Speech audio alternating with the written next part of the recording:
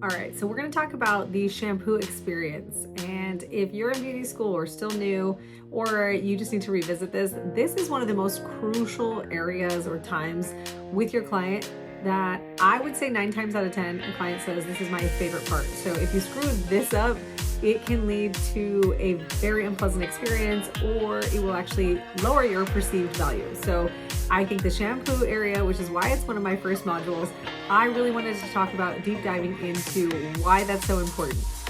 So this is like the luxury spot where clients feel like they're being pampered, they get the head massage, they get everything, but let's talk about some of the common issues that we see from newer stylists or people or stylists that clients can perceive as an experience. So let's see, did you give a scalp massage? Were they fully rinsed out? And when the client gets home and dries it, how did the toner look? Was it blotchy? Was it clear? Because the shampoo part is where you're gonna also be doing your toning experience. So let's talk about how to start it out. So making sure that at the beginning of the shampoo, you are explaining what they're gonna be doing, if you're going to be doing a treatment at the bowl, if you're gonna be doing a toner at the bowl, how long they should be there, and then how you're gonna finish it off. Make sure that they have already used the restroom. Make sure that you've offered to bring over their phone or their books if they're going to be there for a moment toning. If it's just a shampoo, no problem. Make sure that you fully get the hair wet. Emulsify the shampoo in your hands before you put it in the hair. And most importantly, this is an opportunity for you to educate your client on what you're using and how you're using it. So if I'm gonna pick a specific shampoo, I'm also gonna show them like, this is how much shampoo I'm using, I'm emulsifying it, and I'm putting it in your hair, right? So I'm gonna explain how they're using it, and then I'm gonna let them relax. But when I'm during the shampoo, I'm going to be making sure there's a really good lather. I'm also going to make sure that I am doing it in a rhythmic massage way. So I like to start like from the sides and go in circular motions all the way to the back. And I do that all the way around in like kind of like tree rings in order for there to be like rhythm to the entire service. Then I go down through the crown and down by the nape of the neck.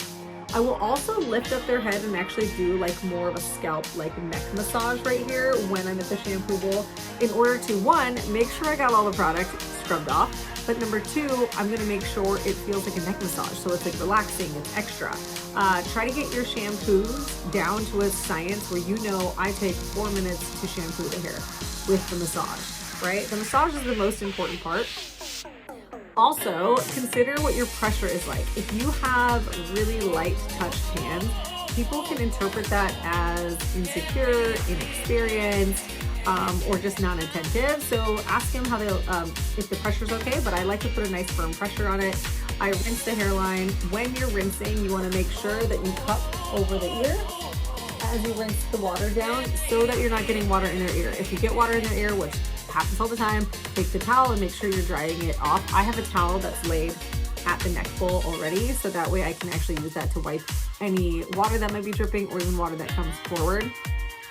Sometimes it's necessary to double cleanse, and I'll explain to the client why I'm doing that. Like I'm doing a second shampoo to remove all of the bleach residue or color residue off your scalp.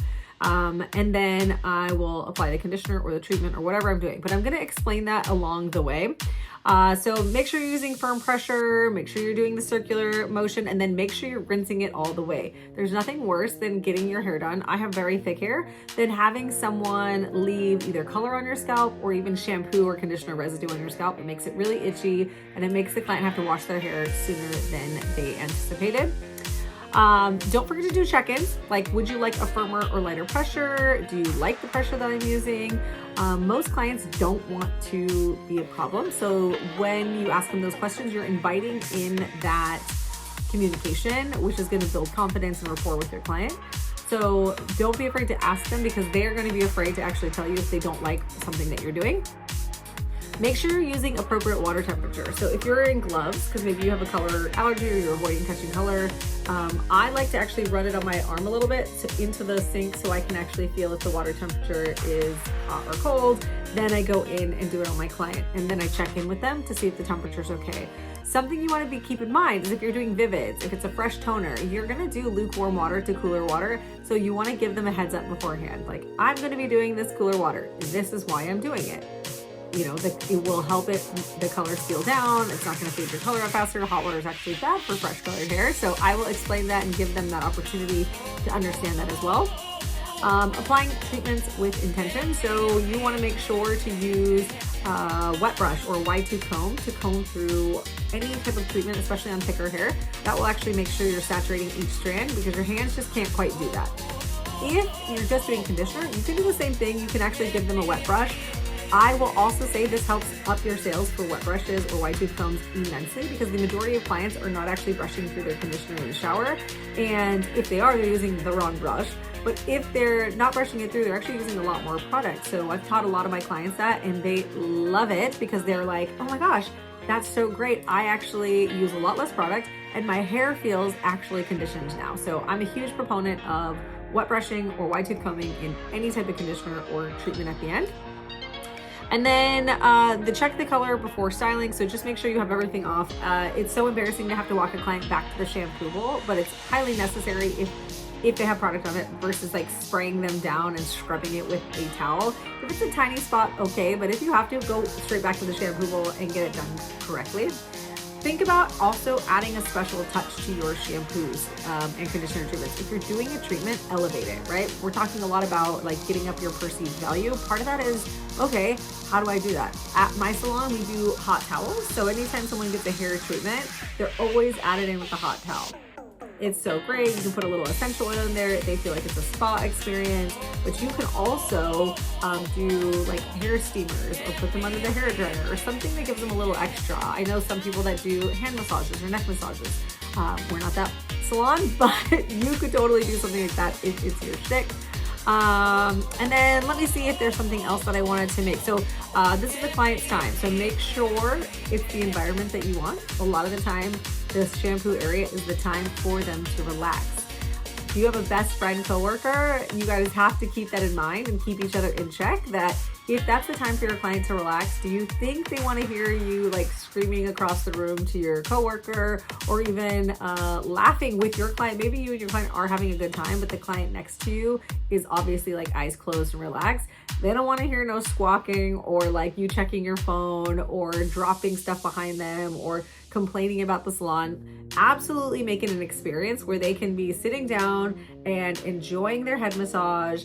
You can educate them on the products you're using. You can even like go a step further and be like, this is what I'm seeing in your hair.